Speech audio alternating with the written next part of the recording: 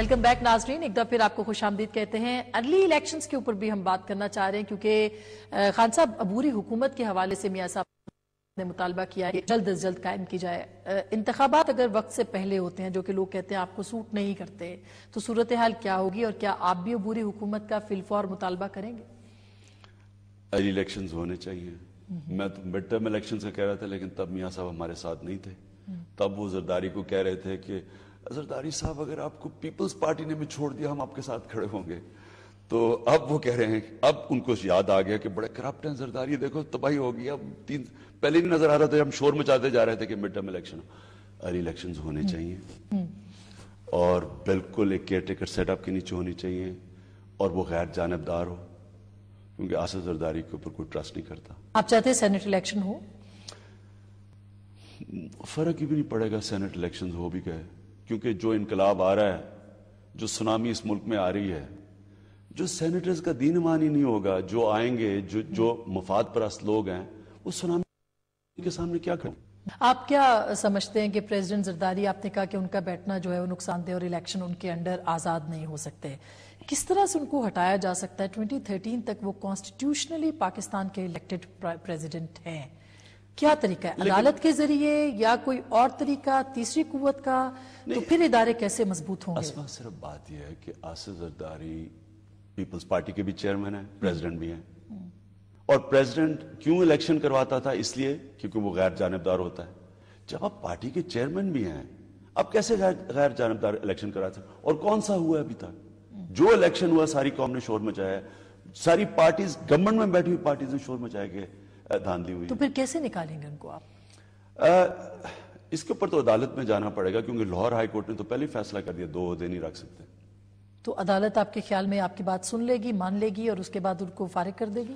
دیکھیں، میں ابھی اس کی موڈیلٹیز میں تو نہیں جانتا، میں جانتا ہوں کہ ہم نے اس ملک میں الیکشن میں دھاندلی نہیں ہونے دینی، کیونکہ یہ الیکشن پاکستان کے لیے زندگی موت کا الیکشن ہے، اور اگر کسی کا خیال ہے کہ وہ دھاندلی کر کے مینیپولیٹ کر کے آ جائے گا، یہ ہم نے ہونے نہیں دینا۔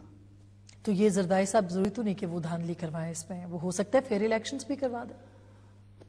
یہ ایک بڑی مشکل سی بات آپ نے کی ہے، کیونکہ وہ تو پھر اپنی پوری نیچر کے خلاف جائیں گے جو اب تک ہوتا رہا ہے، یعنی جو آج تک نہیں کیا وہ اگر کر دیں گے، یہ تو ایک معجزہ ہی ہو جائے گا۔ خان صاحب، بلوچستان پہ آ جاتے ہیں آپ، ایک 23 مارچ کو وہاں بہت جلسہ کرنے جا رہے ہیں، اور بہت بڑا سونامی آپ نے کہا ہے۔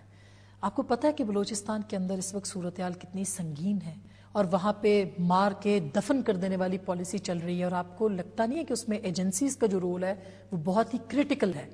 کس طرح سے آپ روکیں گے ایجنسیز کو کہ وہ بلوچستان میں امن لا سکیں؟ پہلے تو بہت برے حالات ہیں اور اس سے بگڑ رہے ہیں، اور ہم نے صرف یہ سونامی 23 مارچ کو کوئٹہ میں صرف کی اس لیے کہ ہم وہاں جانا چاہتے ہیں اور لوگوں کو اکٹھا کرنا چاہتے ہیں، اور کوشش کریں گے۔ دیکھیں نا، ہم باہر بیٹھے ہوئے حکومت سے، لیکن کوشش کریں کہ بلوچستان کے لوگوں سے ڈائیلاگ کریں، کیونکہ ایک تو پشتون علاقہ ہے، وہاں تو ایشو نہیں ہے، بلوچ علاقوں میں بہت بڑا ایشو بن گیا، اور یہ اتنا برا جو ملٹری آپریشن کیا تھا، اس کا اتنا برا نقصان ہوا ہے۔ پہلے ہم ان کو ان کے حقوق نہیں دے رہے، کالونی کی طرح رکھ رہے ہیں ان کو، آدھی ان کی ڈسٹرکٹس غربت کی لکیر سے نیچے، آدھے آبادی غربت، وہ تو بجائے ان کی، اور وہ اس میں سب کچھ ہے اس علاقے میں، تو پہلے ظلم کر رہے تھے، پھر ملٹری آپریشن کر دیا، وہ حقوق مانگ رہے، آپ نے آپریشن کر دیا۔ یعنی اتنی ہم نے بری بلوچستان کی ساری گورنمنٹس نے کیا ہے، اور یہ جو گورنمنٹ ہے، اب یہ جو ایجنسیز جو بھی اگر کر رہی ہیں، تو یہ گورنمنٹ کیا کر رہی ہے؟ ان کا کیا کام ہے؟ مجھے بتائیں نا، یہ کیا مارا ہے؟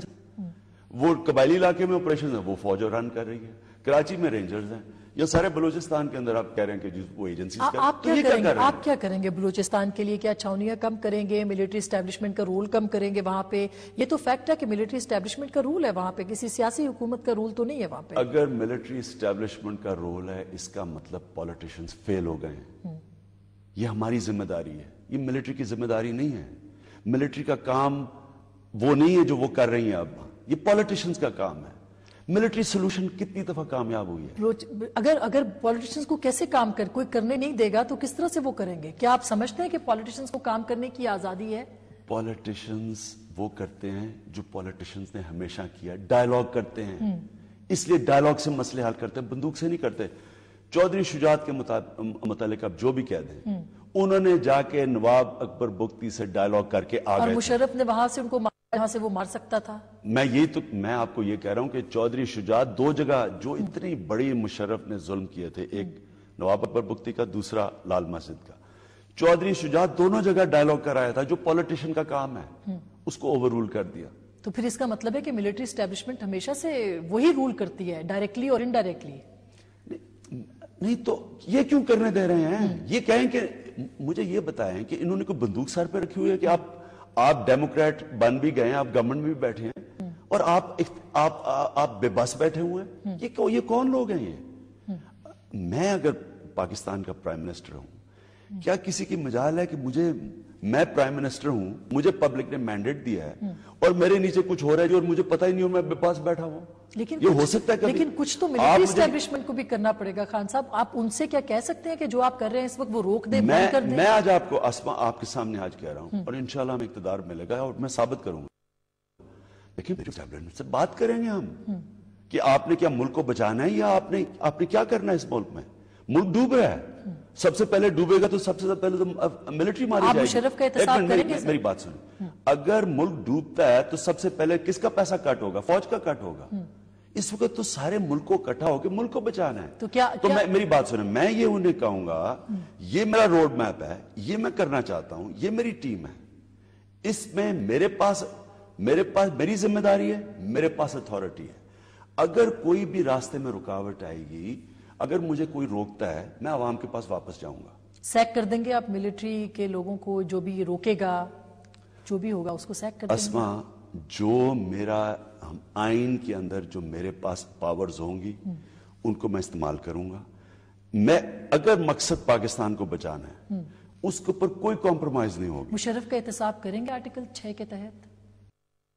जिसने तोड़ा है, जिसने इस मुल्क में कानून तोड़ा है उसका करेंगे। उसके लेकिन साथ मुझे अलायंस बताएं, नहीं करेंगे? हम कैसे मुशर्रफ से अलायंस कर सकते हैं? कैसे कर सकते हैं बताएं ना, क्या मीटिंग पॉइंट क्या है?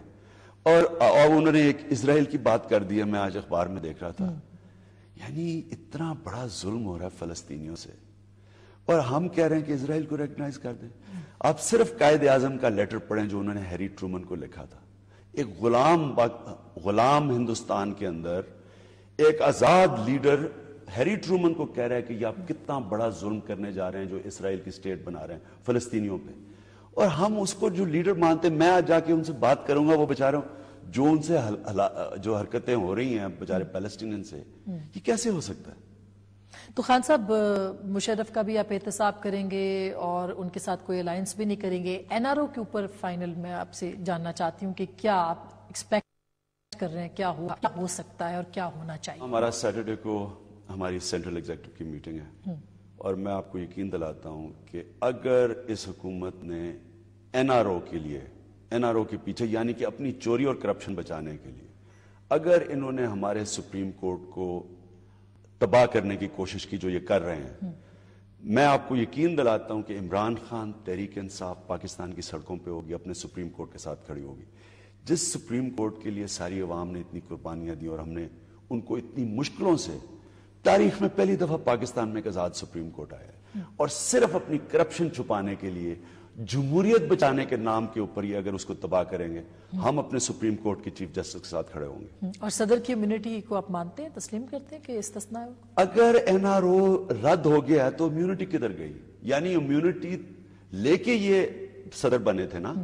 जब इम्यूनिटी गैर आईनी और कानूनी हो गई तो इनको वापस भाई, अगर इनको खौफ नहीं है तो स्विट्जरलैंड में ये जो कह रहे हैं कि लेटर लिखो, $60 मिलियन जो पड़ा है, क्यों नहीं उसको वापस, क्यों नहीं, अगर उन्हें चोरी नहीं की तो क्यों नहीं इजाजत देते? और अगर रोक रहे हैं तो जेलों में बेचारा गरीब आदमी क्यों भरा हुआ है? उन्होंने तो इतनी चोरी नहीं की। बहुत बहुत शुक्रिया sir, thank you very much.